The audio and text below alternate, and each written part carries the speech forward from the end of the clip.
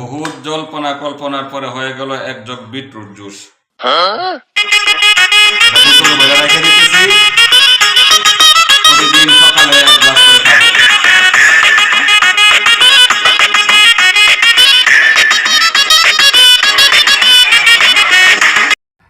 প্রতিদিন 1 glass bit খান, দিনের যে কোনো সময়, সকাল 10টায় হোক, 11টায় হোক, দুপুরে হোক, বিকেলে হোক, সন্ধ্যায় হোক।